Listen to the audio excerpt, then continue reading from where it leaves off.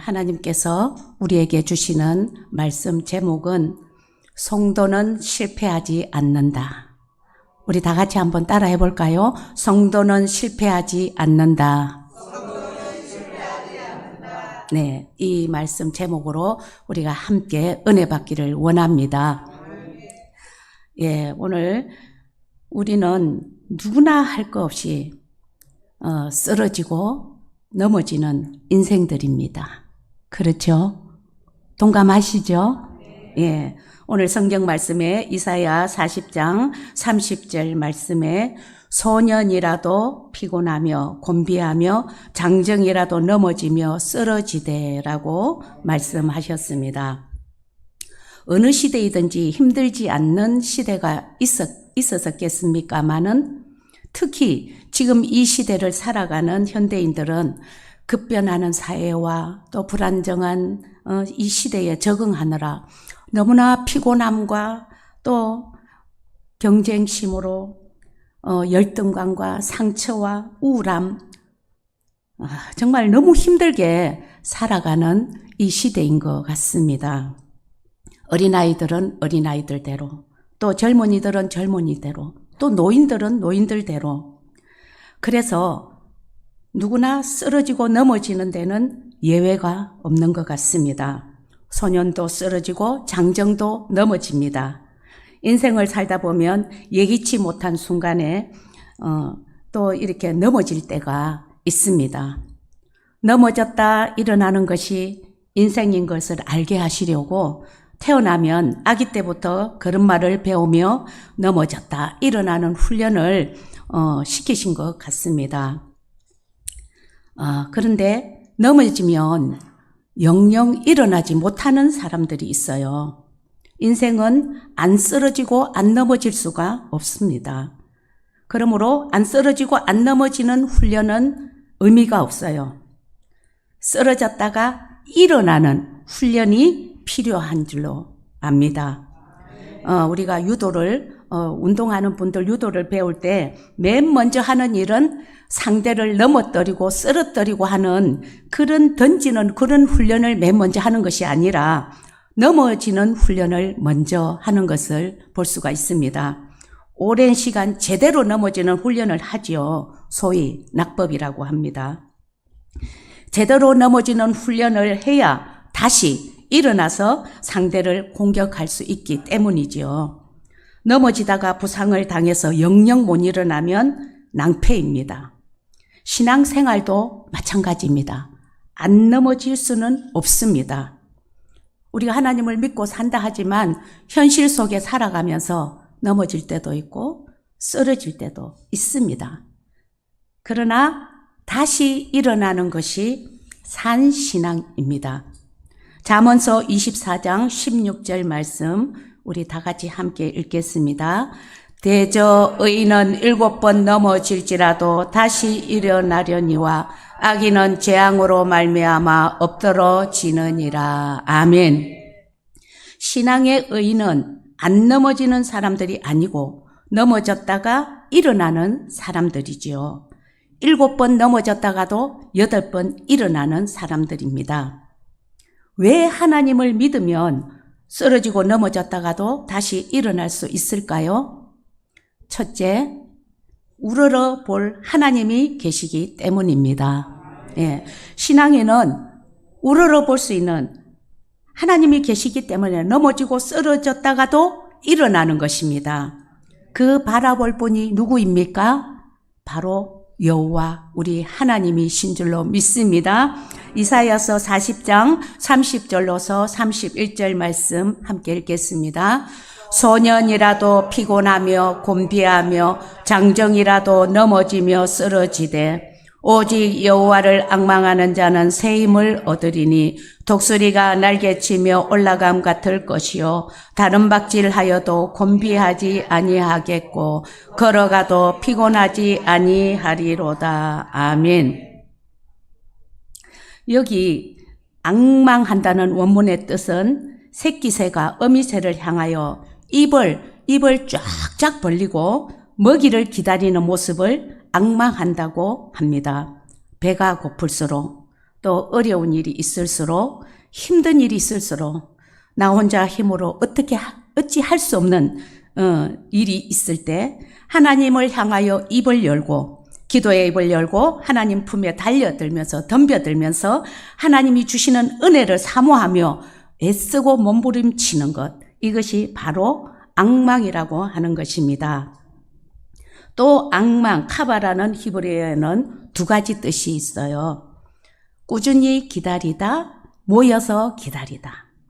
하나님의 힘이 올 때까지 믿고 기대하며 꾸준히 기다릴 때 하나님의 힘이, 하나님의 지혜가, 하나님의 능력이 온다는 것입니다. 히브리서 11장 11절 말씀에 보면 믿음으로 사라 자신도 나이가 많아 단산하였으나 잉태할 수 있는 힘을 얻었으니 이는 약속하신 이를 미쁘신 줄 알았음이라. 아멘. 이 말씀은 믿음의 조상 아브라함과 사라의 이야기입니다. 아들을 주시겠다고 약속을 하셨는데 계속 세월이 지나도 안 주시는 거예요. 바라고 기다리고 또 바라고 기다렸더니 90세 된 할머니가 잉태하는 힘을 얻었다는 것입니다.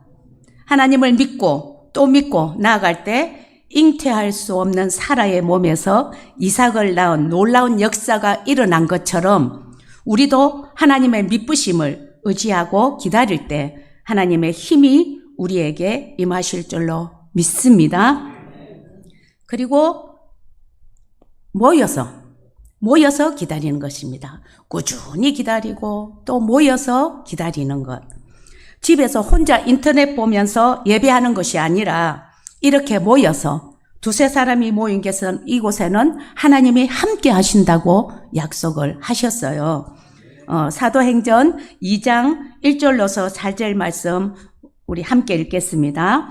오순절 날이 이미 이름에 그들이 다 같이 한 곳에 모였더니 홀련히 하늘로부터 급하고 강한 바람 같은 소리가 있어 그들이 앉은 온 집에 가득히 하여 마치 불의 혀처럼 갈라지는 것들이 그들에게 보여 각 사람 위에 하나씩 임하여 있더니 그들이 다 성령의 충만함을 받고 성령이 말하게 하심을 따라 다른 언어들로 말하기를 시작하니라. 아멘. 하늘로부터 이렇게 모여서 하나님을 기다리며 이렇게 모여서 함께 예배드릴 때 하늘로부터 하늘의 능력이 임했던 사건입니다. 다 같이 모여서 예배드릴 때 우리 눈에는 지금 보이지 않지만 각자에게 하나님의 능력이, 하나님의 지혜가, 또 하나님의 치유가, 또 소망이 우리 한 사람 한 사람에게 임하고 계신 줄로 믿으시기를 바랍니다. 우리에게는 이렇게 앙망할 수 있는, 바라볼 수 있는 하나님이 계십니다. 그분은 우리를 구원하시기 위하여 외아들을 보내주신 분이십니다. 그분은 긍휼이 많으시고 은혜로우시며 노하기를 더디하시고 인자하심이 풍성하신 우리 하나님이신 줄로 믿으시기를 바랍니다. 시편 103편 8절 말씀에 여호와는 긍휼이 많으시고 은혜로우시며 노하기를 더디하시고 인자하심이 풍부하시도다. 아멘. 이런 하나님이 우리 하나님 아버지가 되십니다. 이런 아버지 얼굴을 바라보는 자는 절대로 낙심하거나 인생을 포기할 수가 없습니다. 어떤 사람은 너무 힘들어 죽고 싶어도 사랑하는 가족 얼굴이 떠올라서 차마 죽을 수가 없다고 했습니다. 지금 이 순간도 나를 사랑의 눈으로 바라보시는 하나님을 바라보시기 바랍니다. 가족도 물론 중요하지만 이 우주 만물을 창조하신 하나님께서 지금 나를 지켜보고 계시고 함께 하신다는 것을 생각하면은 그런 극단적인 또 생각과 낙심하지 않게 될 줄로 믿습니다.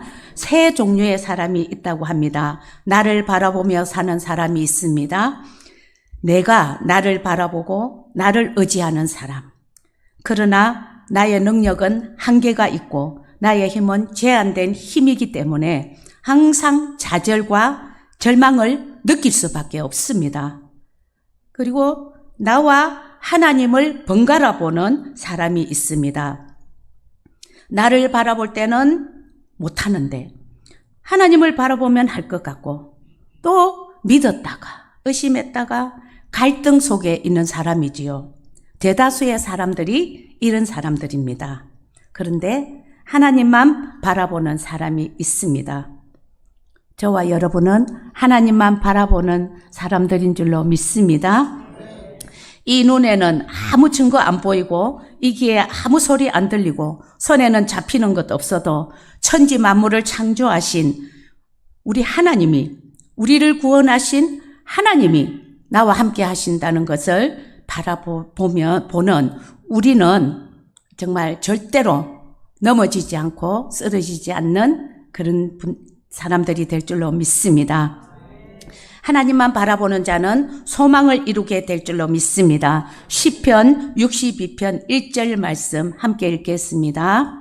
나의 영혼이 잠잠히 하나님만 바라며 나의 구원이 그에게서 나오는도다. 아멘. 또 시편 62편 5절 말씀입니다.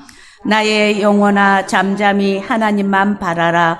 물은 나의 소망이 그로부터 나오는도다. 아멘.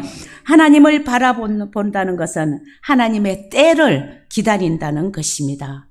요즘 사람들은 기다리지를 못합니다. 힐튼 호텔 아시죠? 예. 힐튼이 호텔 왕이라는 칭호를 얻게 되기까지는 많은 고난과 역경이 있었습니다. 그는 어렸을 때 어머니로부터 고난이 오거든 하나님을 바라보고 기도하라 라는 말씀을 듣고 자랐습니다. 어린 힐튼은 어머니의 말뜻을 제대로 이해하지는 못했으나 마음 한구석에 항상 이 말을 간직하였어요. 훗날 많은 역경을 딛고 성공한 그는 다음과 같은 고백을 하였습니다. 어린 시절 나는 어머니의 말씀을 그냥 흘려버리기 일쑤였습니다. 그러나 호텔이 파산하는 쓰라린 경험을 하며 낙담하고 있을 때 그 옛날 들었던 어머니의 말씀이 나를 사로잡아 하나님 앞으로 나가게 해 주었지요. 결국 나는 힘과 용기를 주시는 하나님으로 인해 다시 힘을 얻고 더 열심히 일을 할 수 있었습니다. 라고 고백하였습니다. 저도 마음이 힘들고 또 어려운 일이 생기고 또 정말 힘들 때 저는 시편 23편을 묵상하면서 기도합니다. 시편 23편 1절로서 4절 말씀 함께 읽겠습니다. 여호와는 나의 목자시니 내게 부족함이 없으리로다. 그가 나를 풀밭에 누이시며 쉴만한 물가로 인도하시는도다. 내 영혼을 소생시키시고 자기 이름을 위하여 의의 길로 인도하시는도다. 내가 사망의 음침한 골짜기로 다닐지라도 해를 두려워하지 않을 것은 주께서 나와 함께 하심이라. 주의 지팡이와 막대기가 나를 안위하시나이다. 아멘. 이 말씀을 붙들고 기도하다 보면은 요동치던 이 마음이 잔잔해지면서 하늘로부터 내려오는 평안을 누리게 되는 것을 느끼게 됩니다. 우리에게는 우러러 볼 수 있는 하나님이 계십니다. 그러므로 성도는 실패하지 않습니다. 할렐루야. 아멘. 두 번째는 독수리 같은 믿음의 날개가 있기 때문입니다. 우리가 바라보는 하나님은 우리에게 독수리 같은 믿음의 날개를 주신다고 하였습니다. 이사야서 40장 31절 말씀 함께 읽겠습니다. 오직 여호와를 앙망하는 자는 새 힘을 얻으리니 독수리가 날개치며 올라간 같을 것이요 다른 박질하여도 곤비하지 아니하겠고 걸어가도 피곤하지 아니하리로다. 아멘. 여호와를 앙망하는 자는 독수리가 날개치며 올라간 같을 것이라고 하셨습니다. 우리가 독수리가 지금 날개친다고 하니까 머릿속에 무엇이 떠오릅니까? 독수리가 지금 큰 날개를 쫙 펴서 이렇게 호이 나르는 지금 상상이 되시죠? 예, 그러나 독수리는 그 날갯짓으로 이렇게 나는, 물론 날개로 날지만 그 날개로 전적으로 나는 것이 아니라 그 날개를 이용하여서, 바람을 이용하여서 이렇게 난다고 합니다. 하늘의 왕자 독수리는 날갯짓이 없다고 합니다. 그러니까 새들이 막 날려고 하면은 막 이렇게 바둥바둥 하는 이런 그게 아니고, 얼마나 몸부림치는 이런 그게 아니고, 독수리는 그렇게 날지 않고 이렇게 날개를 쫙 펴서 잊을만 하면은 한 번씩 또 잊을만 하면 이렇게 날갯짓을 하면서 난다고 합니다. 연구를 해보았더니 독수리의 양날개에는 1250개 이상의 깃털이 달려있고 그 끝은 마치 손가락처럼, 우리 손가락 이렇게 연결된 것처럼 분리되어서 작용을 한다고 합니다. 공중을 날 때 자기 날개의 힘에 의존하지 않고 기류를 탄다는 사실입니다. 그래서 많은 힘을 들이지 않고도 높이 날 수 있고 오랜 시간 지치지 않고 날 수 있는 것입니다. 독수리는 다른 새들처럼 자기 힘으로 날려고 몸부림치는 새가 아닙니다. 바람으로 그 기류를 타면서 자연스럽게 여유롭게 나는 새입니다. 근데 하나님께서는 우리를 지금 독수리라고 부르십니다. 하나님의 형상이 독수리입니다.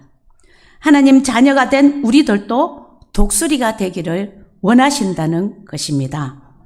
이스라엘 백성들이 광야에서 훈련할 때 하나님이 하신 말씀입니다. 신명기 32장 11절로서 12절 말씀 함께 읽겠습니다.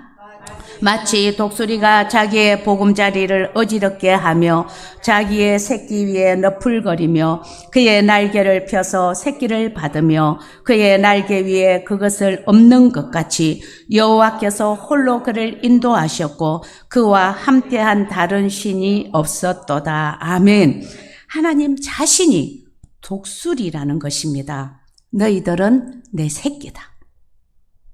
독수리 대신 하나님, 우리는 그 독수리의 새끼입니다. 하나님께서는 또 이스라엘 백성에게 지금은 70년 노예 생활을 하지만 너희는 독수리같이 될 거야 라고 말씀하십니다. 이사야서 40장 31절 말씀, 오직 여호와를 앙망하는 자는 새 힘을 얻으리니 독수리가 날개치며 올라간 같을 것이요 다른 박질하여도 곤비하지 아니하겠고 걸어가도 피곤하지 아니하리로다. 아멘.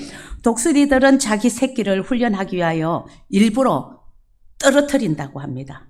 보금자리를 흔들어서 떨어뜨리면 독수리는 땅으로, 새끼 독수리들은 땅으로 떨어집니다. 그때 어미 독수리는 다시 어린 새끼 독수리를 받아서 둥지에 넣었다가 다시 흔들어서 또 떨어뜨리고 훈련을 계속 반복시키면 어린 독수리는 비로소 자신의 날개로 여유롭게 날 수 있게 된다는 것입니다.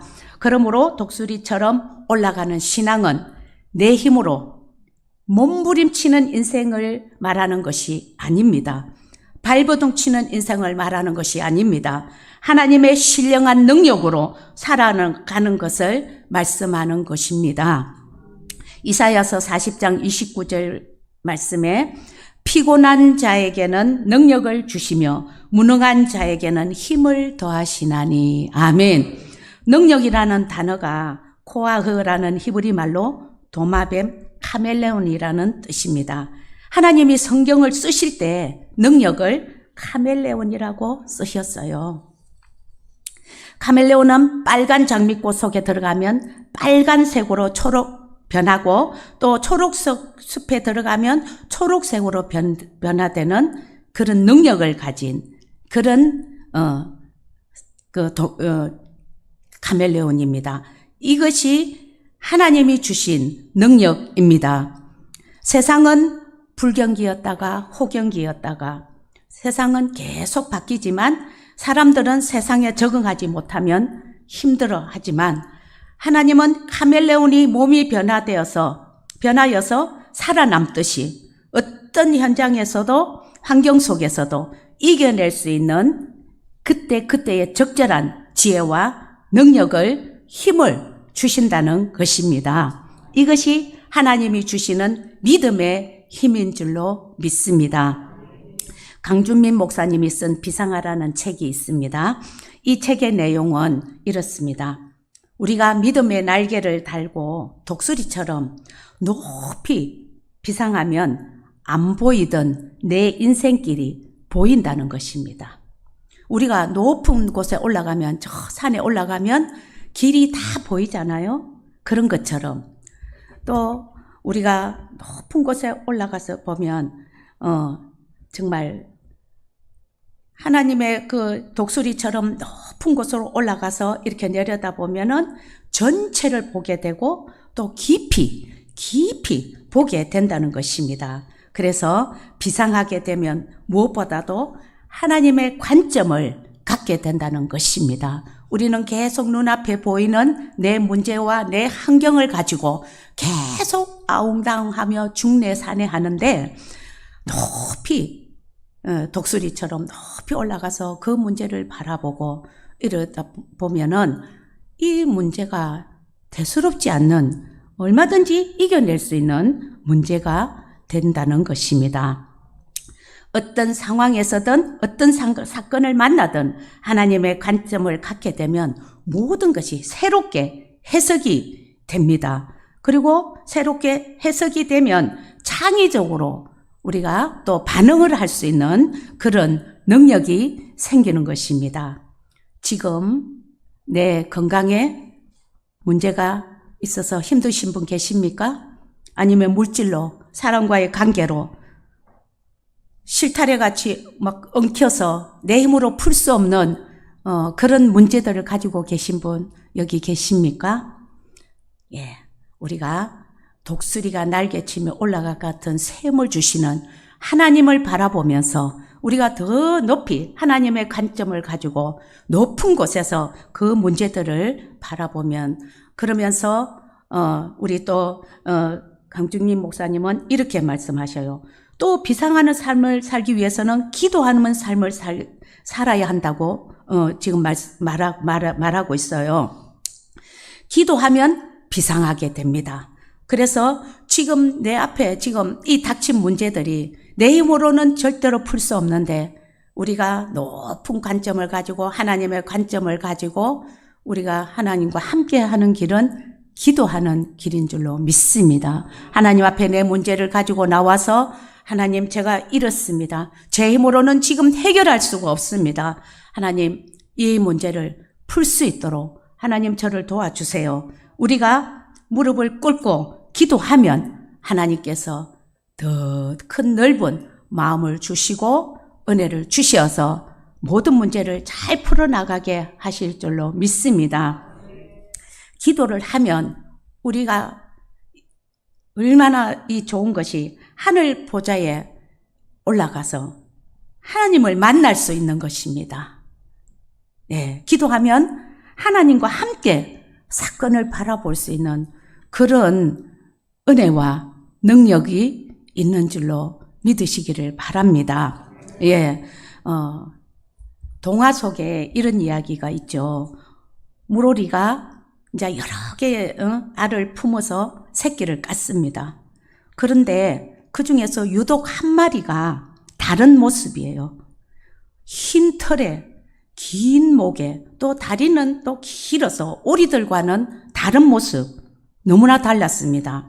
그래서 오리들이 이 오리를 병신오리라고 놀렸습니다. 그러던 어느 날 백조떼가 호숫가에 날아왔습니다. 백조떼는 오리 속에 있는 병신오리를 보고 말했습니다. 얘야, 너는 여기 왜 있니? 네, 저는 병신오리랍니다. 아니란다. 너는 우리와 같이 저 높은 하늘을 마음껏 날 수 있는 백조란다. 날개를 펴라. 그리고 날아라. 이제껏 놀림만 받고 핀잔만 받던 병신오리가 화려한 벽조가 되어서 하늘로 날아갔다는 것입니다. 우리는 하나님의 자녀입니다. 예, 세상 사람들 속에 섞여 있다 보니 그들이 사는 방법대로 지금 발버둥 치고 있습니다. 그들이 걷는 방법으로 걷고 그들이 문제를 해결하는 방식으로 해결을 하려고 합니다. 그러나 우리는 믿음의 날개를 달고 날아올 수 있는 하나님의 백성들임을 믿으시기를 바랍니다. 병신오리처럼 살지 말고 믿음의 백조가 되어서 날아야 합니다. 기도의 날개로 날아야 합니다. 그러면 성도는 실패하지 않습니다. 믿음의 날개로 날 수 있기 때문인 줄로 믿습니다. 이제 세 번째입니다. 헌 힘을 버리고 새 힘으로 살 수 있기 때문입니다. 이사야서 40장 31절 말씀. 오직 여호와를 앙망하는 자는 새 힘을 얻으리니 독수리가 날개치며 올라감 같을 것이요 다른 박질하여도 곤비하지 아니하겠고 걸어가도 피곤하지 아니하리로다. 아멘. 힘도 새 힘이 있고 헌 힘이 있나 생각하시는 분들이 있을 것입니다. 헌 힘이 있습니다. 지금까지 나를 믿고 살아온 힘이 헌 힘입니다. 하나님의 힘을 믿지 않고 우리가 믿어온 세상적인 힘이 헌 힘입니다. 저도 이제 한때는 제 힘을 믿고 살아온 때가 있었습니다. 내 자신이 누구인지도 모르고 그냥 남들이 그렇게 사니까 나도 돈을 많이 벌어서 남부럽지 않게 살아야 되겠다. 내 아들에게도 좋은 것을 해주고 최고의 대학을 보내어서 남부럽지 않은 아들로 키워야 되겠다. 이런 생각으로 열심히 일을 했습니다. 제가 30, 40대 직장 생활을 하면서 지금 함께했던 우리 신은교 집사님도 여기 성가대 찬양대 자리에 앉아서 이렇게 열심히 교회를 섬기고 있지만 그때 우리 신 집사님은 20대 초반이었어요. 부산에서 창원까지 매일 출퇴근하면서 새벽부터 정말 또 창원, 대구 출장을 다니면서 많은 사람들에게는 커리어 우먼으로 성공한 사람들로 비치면서 그렇게 열심히 살았습니다. 그때가 IMF로 모두가 힘든 시기에 젊은이들에게 선한 영향력을 지키며 일자리를 창출한다는 그런 자부심으로 열심히 몸이 부셔지도록 일을 했지만 제 마음속에는 항상 내가 이렇게 살아도 되는가? 돈은 많이 버는 것 같은데 계속 어디론가 술술술 다 빠져나가고 만족감이 없는 허전함과 공허함, 채워지지 않는 무언가가 항상 있었어요. 그래서 퇴근 후에는 우리 직원들과 부산에 들어오면 술을 마시면서 스트레스를 풀려고 했고 또 여러 가지 찜질방으로 이런 방법으로 이렇게 스트레스를 풀려고 우리가 참 노력을 하면서 열심히 살았지만 그 속에는 정말 채워지지 않는 정말 그런 공허함이 있었어요. 그러던 어느 날 회사가 이제 부도가 나고 이제 좀 평안해지겠구나. 나도 좀 평안한 삶을 살겠구나 하고 있는 중에 또 청천벽력 같은 또 이렇게 문제가 생겼어요. 건강검진 하다가 남편이 암이라는, 암일 것 같다는 이렇게 그걸 받고 놀라서 울며불며 하늘이 무너지는 것 같은 그런 마음으로 부랴부랴 또 서울에 가서 큰 병원에 입원하고 또 검사하고 대수술을 하고 그 과정에 또 엄청난 또 좌절감과 정말 하늘이 무너지는 그런 것을 경험하면서 또 그러면서도 하나님을 찾을 마음이 없었어요.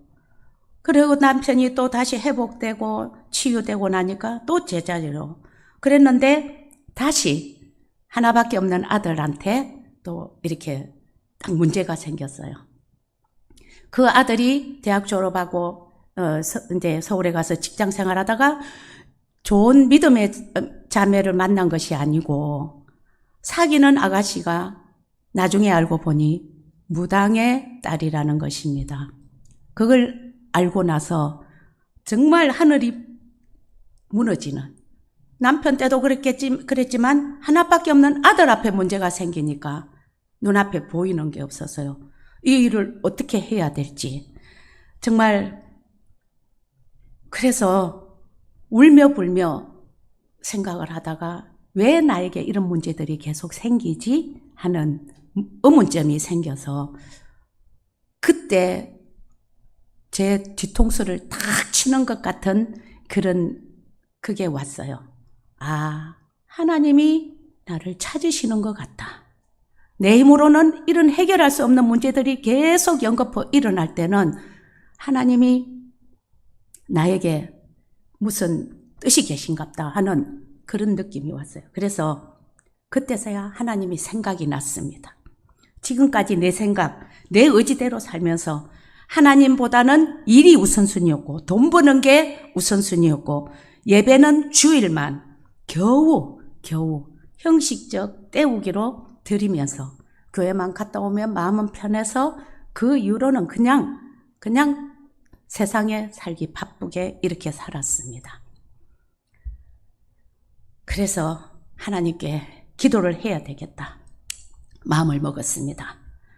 어떻게 기도해야 될지를 몰랐어요. 기도를 안 해봤으니까. 그래서 새벽에 무조건 갔어요. 가서 하나님 앞에 무조건 하나님 도와주세요. 어떻게 기도해야 될 줄을 모르니까 무조건 도와주세요. 우리 아들 살려주세요. 눈물로 기도를 했습니다. 한 4일쯤 기도를 했는데 기도 중에 갑자기 하나님의 어떤 음성이 들려서요. 그때는 하나님의 음성인지도 모르고 음성이 들렸는데 딸아 나는 너를 한 번도 떠나지 않고 내가 너와 함께 하였단다.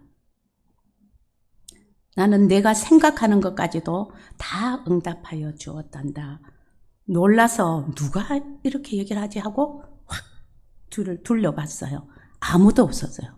뚝뚝 떨어져서 기도하는 그런 분들만 계셨지 제 옆에는 없었어요. 그래서 놀라서 이게 하나님의 음성인가 싶어서 어머 누구세요? 하나님이세요? 물었어요. 순간 내 앞에 스크린처럼 이렇게 화면이 쫙 지나갑니다. 찰나로 저의 모든 죄들이 스크린처럼 영화의 스크린처럼 쫙 지나가면서 하나님께 약속했던 나도 모르게 차 안에서 지나가면서 하나님 이렇게 할게요 약속했던 것도 다 보여주시고 아들을 시험 기간이라고 교회 못 가게 했던 거 공부하라고 막았던 거 하나하나 찰나로 쫙 보여주시는데 제가 너무 놀라가지고 그냥 그 자리에서 주저앉아서 하나님 잘못했습니다. 하나님 진짜 살아계시는군요. 몰랐습니다. 하나님이 살아계신 줄 제가 몰랐습니다. 잘못했습니다. 저희 죄를 용서해 주세요.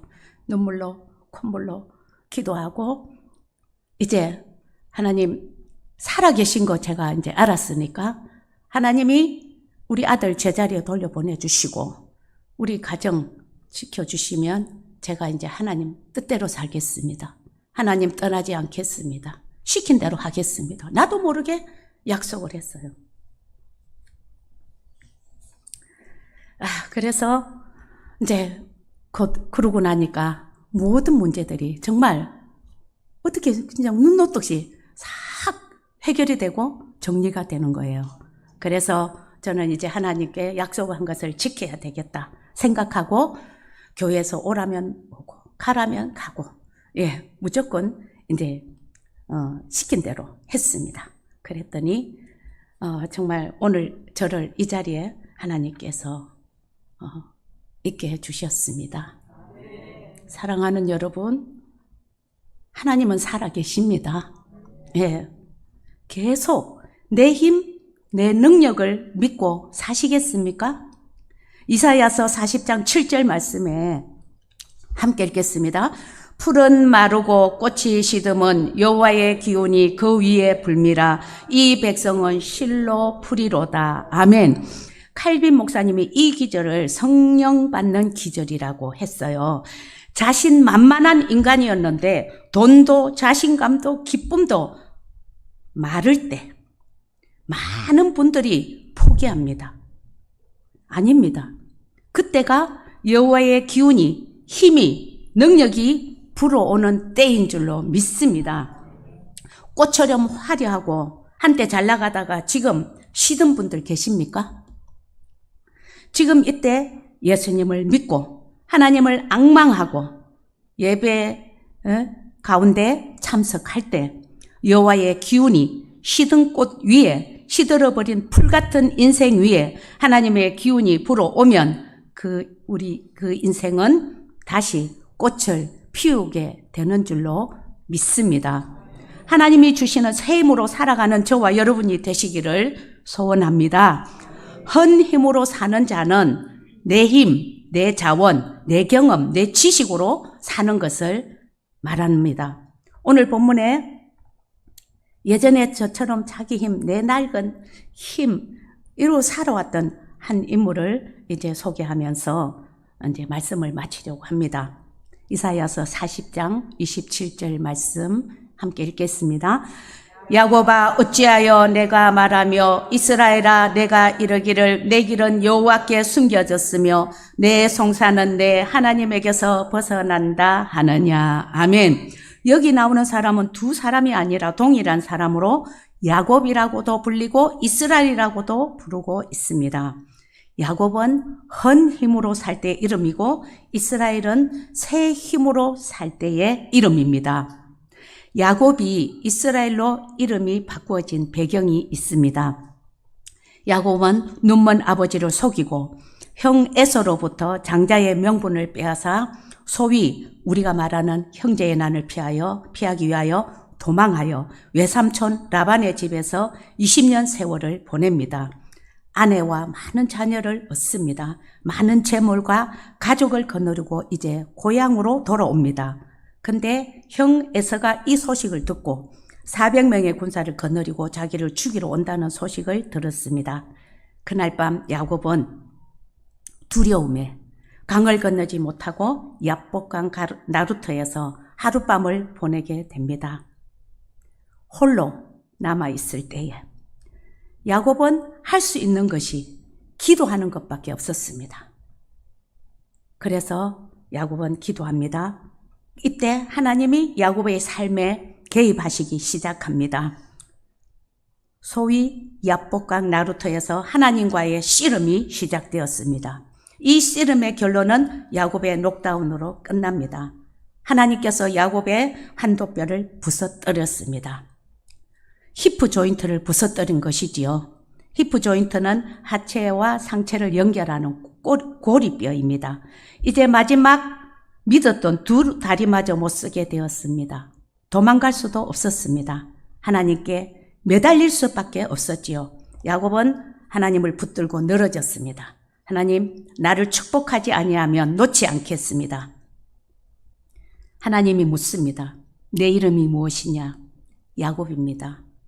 야곱이란 이름의 뜻은 정확하게 번역하면 나는 내 힘으로 무엇이든지 할 수 있다. 지금까지 그렇게 살았던 인생이다. 나는 내 아버지도 속일 수 있었고 둘째로 태어나서도 장자가 될 수 있었다. 내 삼촌도 속일 수 있었고 나는 내 힘으로 예쁜 마누라도 얻었다. 내 힘으로 자식을 얻었고 많은 종들도 거느렸다. 맨손 들고 와서 많은 재물을 얻었다. 나는 내 힘으로 무엇이든지 할 수 있었다. 이게 야곱입니다. 이게 헌 힘이고 타락입니다. 그럼 이스라엘은 무슨 뜻입니까? 하나님이 간섭하마, 하나님이 책임져 주마, 하나님이 다스리신다 입니다. 이제부터 너의 인생은 내가 다스린다. 내가 간섭한다. 내가 책임진다. 이게 이스라엘입니다. 야곱으로 살아가는 삶이 낡은 힘이었다면 이스라엘로 살아가는 삶이 새 힘입니다. 새 힘을 의지하시기를 바랍니다.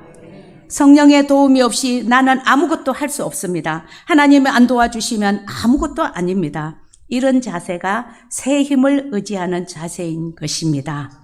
야곱처럼 히프 조인트가 박살이 났는데도 아직도 헌 힘을 의지하는 분이 있나요? 안타까운 일입니다. 하늘이 땅을 침노할 때라는 책을 쓴 빌 존슨의 책에 이런 내용이 있습니다. 마지막 때가 되면 많은 사람들이 하나님이 안 도와주어도 되는 신앙생활을 하게 될 것이다. 많은 목회자들이 성령이 안 도와주어도 목회자라는 세상이 오게 될 것이다. 신앙인들이 하나님이 안 도와주어도 공부 잘하고 사업 잘하고 신앙생활 잘하고 교회 선교사 중직자도 되고 생명의 종교가 한낱 세상적인 종교로 전락하는 때가 올 것이다. 그때가 되면 마지막 때가 된 줄로 알아라. 지금이 바로 그런 때인 것 같습니다. 물질 만능주의, 또 과학 만능주의, 하나님의 도움이 없어도 될 것 같은, AI가 우리의 모든 어려움을 다 해결해 줄 것 같은 그런 시대에 지금 우리가 살고 있지 않습니까? 그러나 착각하지 맙시다. 우리 하나님은 모든 역사의 주인이십니다. 나의 생사복을 하나님이 주관하시는 줄로 믿습니다. 헌 힘을 포기하시고 하나님을 의지하는 새 힘으로 사시는 저와 여러분이 되시기를 간절히 소원합니다. 다윗은 시편 18편 1절 나의 힘이신 여호와여 내가 주를 사랑하나이다 라고 고백합니다. 성도는 실패하지 않는 사람들입니다. 우러러볼 하나님이 계시기 때문입니다. 독수리 같은 믿음의 날개가 있기 때문입니다. 헌 힘을 버리고 새 힘으로 살아갈 수 있기 때문입니다. 아멘. 기도하겠습니다.